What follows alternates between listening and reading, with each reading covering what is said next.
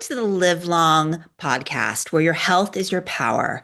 I'm your host, Rachel Lehmann-Haupt, and this is a special series in which we are interviewing guests who are going to be appearing at the Live Long Women's Health Summit in April 17th and 18th in San Francisco. Please join. We have special guests including Mark Hyman, Jane Fonda, Stacy Sims, Dr. Dean Ornish, and so many more. If you use the discount code Rachel, you'll get $50 off your ticket. I really recommend buying one, and we'd love to see you there. Today, we have a very special guest, Heidi Davis. Heidi is the CEO of Peri, a company that has one of the first wearables that uses AI to track symptoms of perimenopause. We're going to be doing a deep dive on perimenopause. If you're in your 40s, probably everybody who's listening has had some symptom or some experience. And we're going to talk about how your app helps, how your company helps. And we're going to be talking about perimenopause and how we can all live better with it, which is a very natural stage of life. Welcome, Heidi Davis. Thank you so much. I'm so happy to be here, and I'm really looking forward to the summit as well in April. Yes, we're really looking forward to having you. Yes, Heidi's going to be speaking at the summit. So, Heidi, what is the biggest misunderstanding about perimenopause? So, I suppose before I go into the biggest misunderstanding, what might make sense is just to give you a little bit of background on myself and how I ended up doing Peri, because that leads me into exactly that question. So, my background is nutrition and molecular medicine. So, I'm a scientist by background. I one day realized that women's health data was missing. And that's shocking when you've spent years and years in science and you've been trained to do something one way, and all of a sudden you realize that what you've been doing is increasing that bias and really adding to the lack of data on women. So we started Peri as a company looking at long-term health of women. And when we looked into the data, we realized that there was no data really around perimenopause, which is a really, really important phase in a woman's life for long-term health. So we built Peri as the first wearable that has been purpose-built for perimenopause to detect symptoms, to give women feedback on their symptoms and lifestyle, also hormone therapy if they're on that, and really let them know what's working for them, what's not working for them. And why that's so important when you're saying why, like what is one of the biggest misunderstandings of things that women don't know as they go through perimenopause is that it could start really early. If we think of menopause as something that starts in your 50s, and that is the average age, 51 is the average age of menopause onset. But all the years leading up to that is perimenopause, and it can start as early as in your 30s. And we think of hot flushes, we think of night sweats as being some of the main symptoms. And it is, they're very, very common. 75% of women will experience those. But earlier on, it could be things like changes in anxiety, sleep disruption. So I think what a lot of women aren't aware of is that when they start coming, these early symptoms that are very typical, is that they ignore them or they put them down to kind of lifestyle, or it's really busy. And really what we wanted to do with Peri was to help those women to understand that actually this might be perimenopause and you should be tracking it. So I think that one of the main things is that women aren't aware of all the symptoms. They aren't aware of how early it can start. And therefore, they're not looking for those kind of signals and those symptoms. Let's dive into a little bit more because you said you were a molecular scientist. So let's dive in a little bit more to what is happening biologically during perimenopause and what are some symptoms that, we might be missing. So if you look at, we all know that as we go through life, we're very hormonal as women. We were given all these hormones that have been, given us our cycle. It helps us through pregnancy, and it's really always very cyclical. And as we enter perimenopause is where, estrogen starts declining or really gets erratic. So post-menopause, it's really low, and you see progesterone and you see testosterone, and all of those hormones really changing and being erratic. And it's that erratic behavior of the hormones that's causing the symptoms. And what we're seeing is that these hormones, they are in every cell. So estrogen being one of our, main hormones, the one that is very protective for women and why we have much higher risk of disease post-menopause is because we have that lack of estrogen. And estrogen is in every cell in our body. So it affects our brain health, our cardiovascular health. It affects every part. So we see things like brain fog. These are symptoms that women really suffer from. And often they think they're having early dementia, but actually it's a part of that perimenopausal And journey. also there are metabolic changes, right? Like your cholesterol, for example, can change. There's metabolic changes. I mean, it affects everything. So you can see cholesterol changing. We see weight gain very often. It's a part of that metabolic change. But really, what we're seeing is, although we know it's the hormones that are underlying this, what we're actually diagnosing it off is the symptom profiles. As you said, what are the other symptoms? So one thing is, as we said already, is the kind of anxiety, irritability, all those typical symptoms of perimenopause that we think of. But there's so many of them. There's up to 40. There's itchy ears. There's all these different types of symptoms that women go through. And then on top of that, what a lot of women aren't aware of are the things that we just spoke about now, which are the things that actually affect your long-term health, such Yeah. as, Somebody even told me that it can affect your teeth. yeah, dental health as well is really important. It affects every single part of your body. But what's really important is to start noticing it when it starts happening. So that kind of early sign that we can start taking action when we see the early signs is really critical, because once we start seeing the early signs and once we start taking action, we can start working against all those changes that are happening and really start making changes that can keep us healthier for longer. So we're going to talk about why tracking your symptoms can help you control your symptoms. But before that, I want to really give the audience an idea of, what are the long-term risks if we don't address perimenopause at the time that it's happening by tracking our symptoms or by, at least having an awareness of our symptoms to be able to talk to our doctor. Yeah, so I suppose if you look at the old model or the way it was often done was we'll suffer through. It's okay. I can live with the vasomotor symptoms or the hot flushes or night sweats. But if you think about it, that's maybe okay. But really what you're doing is you're actually putting yourself at higher risk of chronic disease post-menopause. So cardiovascular disease being the number one killer of women, even though a lot of women don't believe that's it, that is the number one killer of women. The risk factors for that spikes post-menopause. But leading up to that point, there's loads of changes that are happening, and the symptoms of perimenopause themselves are actually individual risk factors. So there's loads of research showing that the frequency and the severity of night sweats and hot flushes are individual risk factors of disease. We know that sleep disruption is another one, and that's a known risk factor. So, by tracking these earlier on and by finding the right strategy for managing these symptoms, and that's unique to every single woman because we have a different journey, it changes over time. So, really, by doing that, we can start making choices today and be empowered with that data to make choices that will set us up for longer term health, because we know that women have twice the risk for our Alzheimer's disease as well. What can we do now? That's actually not a disease of old age. We need to be thinking about it now. And I've spoken to so many women over the last few years, and I've spoken to women in their 40s that haven't thought about it. And I've spoken to women that are 55, close to 60, that are saying, now I'm thinking about Alzheimer's disease. But what we need to educate women on is that that's actually too late. The changes in your brain happen in your 40s, and the symptoms you're experiencing can be indicators of going towards that. It doesn't mean if you have hot flushes and night sweats, you're going to get Alzheimer's disease, but it means that we should really take them seriously, that they're risk factors that are specific to women. And that's another thing that we need to keep in mind.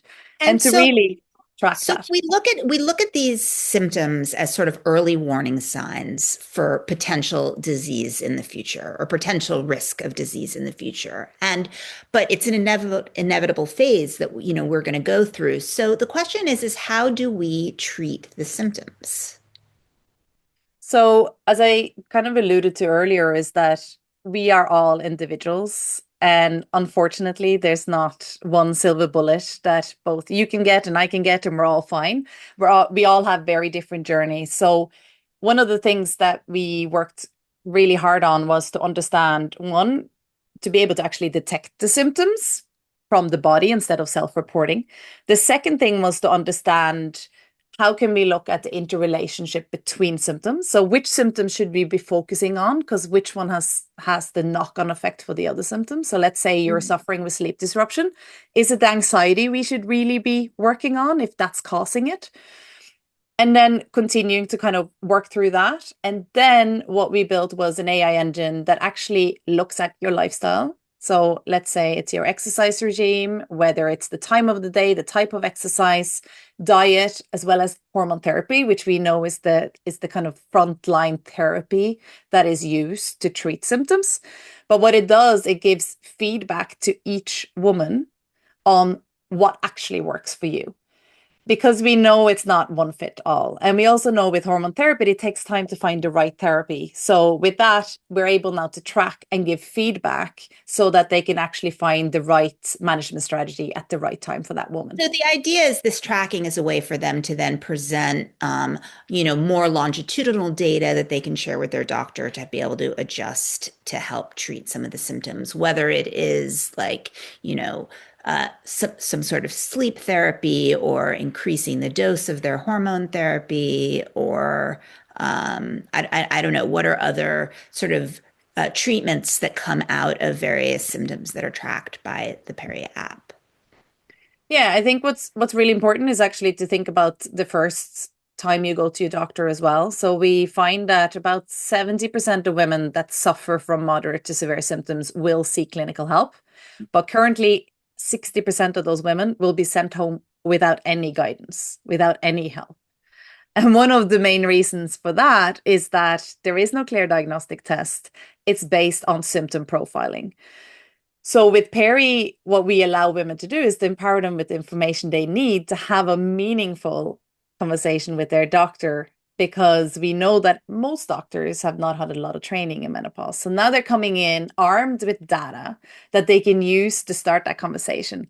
As they go through the next steps, whether that is, as we said, hormone therapy being a very, very common first line of therapy for symptom management. There's also some alternatives to that for women that can't take hormone therapy.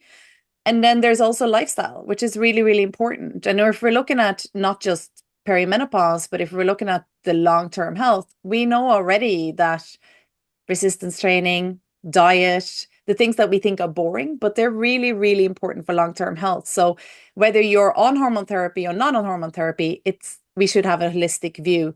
So if you're looking at one woman and she's getting feedback on what actually is working for her, and if there's side effects and they need a change in dose, she's now getting real-time data and feedback that she can share with her doctor so that they can actually personalize that journey for her as she goes from perimenopause and really beyond.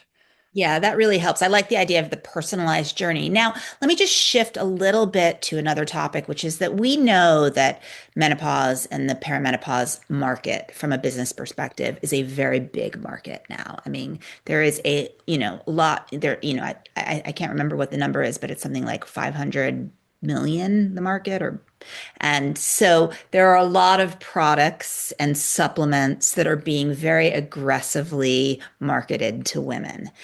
I want what, as a molecular scientist, what should women be skeptical of? So I think what we need to look at is there's a lot of snake oil out there for sure. And especially when you look at the supplement market, we know that it's not very regulated. But what we also see is that there are supplements that are very effective, right? So when you're looking at it, there's some ingredients, as we call them. So vitamin D, omega 3s, creatine being another one, very well studied. So there's good data behind those. So when you're looking that you go for kind of the ingredients or the supplements that are well documented. When you do go in, though, there's still a huge difference between one product to another. It's true. And what are some red flags on labels that people should look at?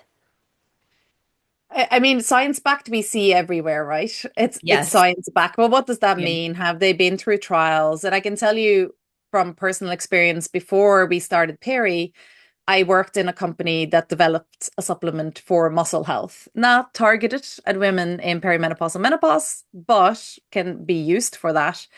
And one of the things that we did is we tested everything in cell culture. We brought it through mouse trials and then in human trials. So a lot of the supplements on the market as well has never been tested in humans. So make sure that there's human trials behind it. And then there's really going and researching that company, figuring out what the science behind it is, because there's so many supplements. And then there are some other supplements that are specific for symptoms. So ashwagandha, there's lots of different kind of herbal supplements as well. And that's another thing that we saw as a big value add in tracking your symptoms and getting objective data on your symptoms. Because once you start a regimen, or start a new supplement, you can actually track over time if that's doing what it should do so that you're not spending your money on what isn't Wait, this is effective. this is big news. This is exciting. So your app can actually track the influence of a supplement you're taking. Like you can put it in, like started taking creatine, which is one of the supplements that has more scientific backing than other. And then you and your doctor working together would be able to sort of note how it affected your symptoms from the date that you started it. Yeah, exactly. So you can put in whatever supplement you've started and you can even put it into the brand name because we know different brands have different efficacies and purities. So you can put in your brand name and then you can then track your symptoms over time. And as you said, yes, you can share that with your clinician or your doctor. But we also have an AI engine that gives text-based information. What that does, it does pattern analysis across everything you have self-reported, like starting a new supplement, and anything that is tracked through the sensor. And it basically gives you the feedback on what has happened since you started that with your symptom profile. So you don't necessarily need your doctor to trawl through the data to understand it. You can use it for that, You have but you can AI. also get the information straight from the app. And that was really, really important for But of us. course, if you want backup from your doctor, they did go to medical school for 8 years, so that would be nice. But it is nice that AI can give you a some information. Yeah, and I think as you're going through trying different supplements, so it's not necessarily that you're going straight into your doctor on day one as you're navigating this journey. So what it provides is information that you can understand and you can discuss with your doctor and that they can use. But it also is important for you to understand what supplements are working, what is the strategy that's working for me. Right. Wonderful. What do you think the most hyped solution out there is now related to perimenopause? Oh, this is always a scary one. I don't think it's going to be a popular answer, to be honest. I think the weighted vest is one of them. The more the No. better. I'm fascinated by, I love debunking trends. Yeah, I think with the weighted vest, it certainly doesn't do any harm. But what we're saying is, in theory, it's the mechanical loads that will help your bones long term. It's, your metabolic health. So helping increase your or improve your metabolic health. It's in improving your muscle. So ensuring that you hold on to muscle. But what we often see is that, it doesn't take away resistance training is the best way to do this. It's not having a weighted vest. Very often they're not having a huge load on it. So the impact is very low. It doesn't cause any harm, but I certainly think that it's not something that all women need and every woman should be wearing all the time. But it does have its place in some instances, but I think it's definitely something that we're seeing now is maybe a bit overhyped on what it actually does and the effect of it. There's certainly better ways to keep your bones healthy. Okay. Well, I want to know personally how using the Peri app and knowing more about perimenopause as a molecular scientist has changed your own personal health strategy. So I think it's interesting. We talked about doctors not having an awful lot of training in menopause. When I did molecular medicine, that wasn't a part of it either. So perimenopause and menopause or midlife wasn't really something that was looked into in detail. But what I can tell you as I started Peri is that I learned a lot about myself. It was the first time I started tracking my cycle. It was the first time I started seeing symptoms landing in different places. It was the first time I realized that I needed to prioritize my sleep. So I think what you're learning as you go through it, obviously in my case, it was from the scientific point of view, but then applying it to my own life is sleep has always been something that I used to pride myself in saying I only need 5 hours sleep and I'm great. But now understanding what happens actually long term if I don't put that in place and don't prioritize sleep, I I've am totally so changed there my with mind. you. I'm Yeah. like 9 o'clock, lights out in this house. I have to have my sleep. I guard it so well. I turn off my phone. It is so important for your brain health to have good sleep, especially, when you do high level jobs and you're dealing with brain fog, like you just can't afford not to have a good night's sleep. No, it's so true. And I think older selves will thank us for taking the time now to go to bed at the right time. I And love it. then I love it. I love having to be like, I can't stay up late. I have to go to bed. Like, it's just my precious time. yeah, no, absolutely. And it's totally shifted for me. And it's kind of it's a big shift when you've spent your whole life thinking that you're superwoman because you don't sleep much. Yes, And then yes. realizing that's not working for you. And then secondly, really seeing I think that cycle tracking and seeing the symptoms land at different points of the cycle has been huge for me. One of the things that I have never suffered from is anxiety, but that has come as I've gotten older. Mm, And it's coming at certain points of the cycle. So it's not actually something I suffer from all the time, but it is very predictable. So now I can actually plan for that. I can understand it. I can tell myself that the thoughts I'm having right now are not going to be there in 3 days. And that empowerment that we're seeing women are getting now by getting actual data and not and taking away from that guesswork that we've spent our whole lives doing that as really what has changed the way I live now and how I focus. And I really think about long-term health rather than just how I feel today. Like, what can I do now to keep myself healthier for longer? Because yeah. So it's I good to think about it as like your data is your power for your long-term health. exactly, it really is. The data is what's going to inform you now on what you should be doing to stay healthier for Because much longer. That's really great to hear.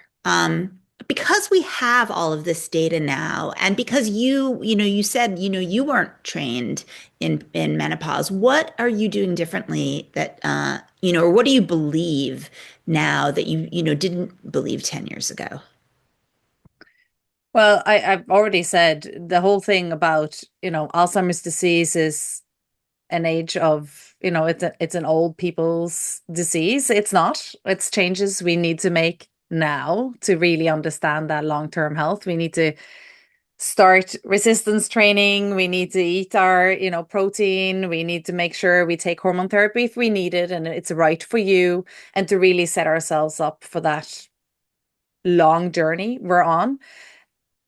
I feel like women still are not aware of how important it is to start in your 40s to think about your long-term health. So that's something that I wasn't aware of, and a lot of people weren't aware of how important that window of opportunity is, and that thinking about it later on is not the best strategy for us long term.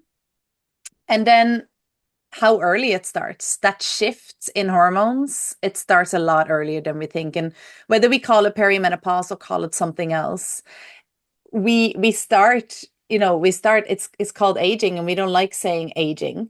But the truth is our hormones are aging from the time we're 30. We start seeing changes. And those changes do cause symptoms. They might not be debilitating, but I've met lots of women in their 30s that are saying, look, my energy is totally different, it's shifted, or they've had kids in their late 30s and then never really found back to themselves afterwards. And we all know when we've had kids, we're really, really tired and hormones do fluctuate, but they never actually got back. They kind of accelerated straight into perimenopause. So being aware that those changes are normal and there are ways of tracking and understanding and getting help to manage those appropriately. Well, thank you so much, Heidi. This was incredibly informative. I wish you the best of luck with Peri. Thank you for making this audience aware of tracking data and the importance of tracking data. And thank you for coming on the show. Yeah, no, thank you for having me. And I'm looking forward to seeing you all in April as Yes, well. please come to this is going to be my second plug for the Live Long Women's Health Conference where Heidi Davis will be speaking. And please join us, and I'll be there interviewing many of our guests. So we're excited to see Yeah, that'd be great. you.